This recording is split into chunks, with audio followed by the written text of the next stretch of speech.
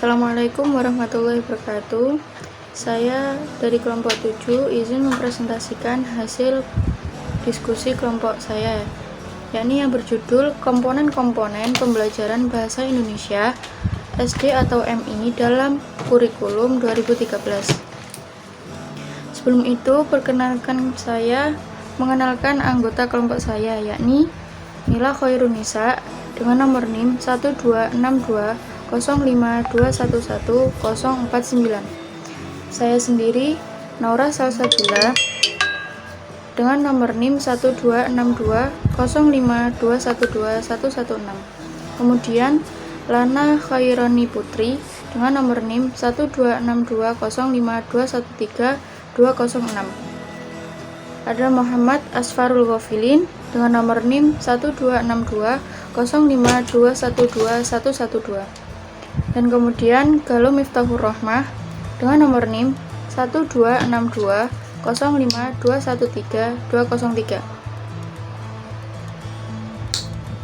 Pembelajaran Bahasa Indonesia Kurikulum 2013. Pada kurikulum 2013, pengembangan kurikulum mata pembelajaran Bahasa Indonesia menggunakan pendekatan pembelajaran bahasa berbasis teks. Pada pendekatan ini, diharapkan siswa mampu memproduksi dan menggunakan teks sesuai dengan tujuan dan fungsi sosialnya.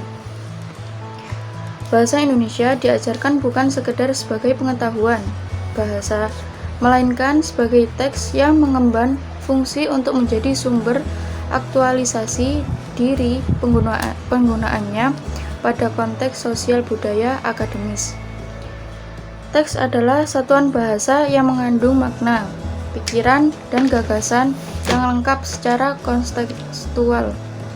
Teks tidak selalu berwujud bahasa tulis bagaimana lazim dipahami, misalnya teks Pancasila yang sering dibacakan pada saat upacara. Teks ini sendiri memiliki dua unsur utama, yaitu konteks situasi dan konteks budaya. Konteks situasi berkenaan dengan penggunaan bahasa yang di dalamnya terdapat register yang melatar belakangi lahirnya teks, yaitu adanya suatu pesan, pikiran, gagasan, dan ide yang hendak disampaikan. Sasaran atau partisipan yang dituju oleh pesan, pikiran. Komponen-komponen pembelajaran.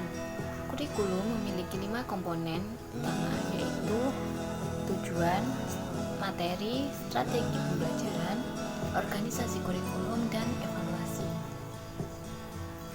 Kelima komponen tersebut memiliki keterkaitan yang erat dan tidak bisa dipisahkan. Tujuan pendidikan sebagai pengembangan pertumbuhan yang seimbang dan potensi kepribadian setiap manusia.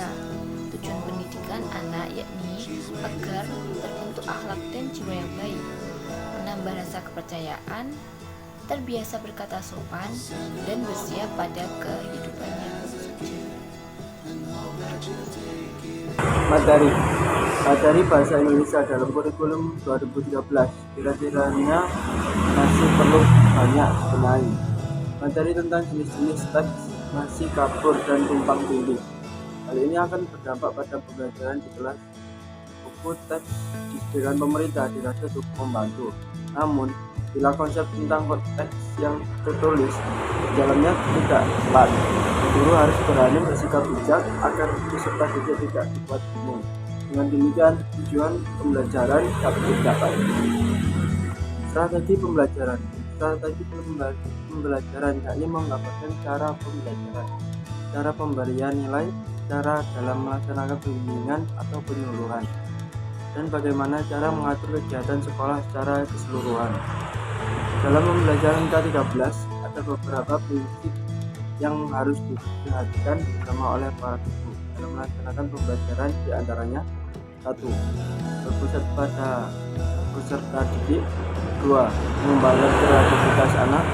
3. Menciptakan kondisi menyenangkan dan menantang. 4.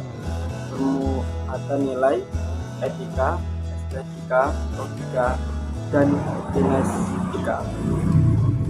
5. Menyediakan pengalaman belajar yang beragam melalui penerapan berbagai strategi dan metode pembelajaran yang menyenangkan, konseptual, efektif, efisien, dan bermakna. Organisasi kurikulum. Banyak pandangan yang mendasari pengembangan kurikulum, memunculkan terjadinya keragaman dalam mengorganisasikan kurikulum. Menurut penelitian, paling tidak terdapat 6 ragam pengorganisasian kurikulum. Yang pertama, mata pelajaran harus terpisah. Kedua, mata pelajaran berkolerasi. Ketiga, bidang studi. Keempat, inti masalah. 5, program yang berpusat pada anak. Keenam, elektif program. Evaluasi kurikulum dalam pengertian yang lebih luas. Evaluasi kurikulum dimaksudkan untuk memeriksa kinerja kurikulum secara keseluruhan ditinjau dari berbagai kriteria. Indikator kinerja yang dievaluasi tidak hanya terbatas pada efektivitas saja, namun juga relevansi, efisiensi, kelaikan program.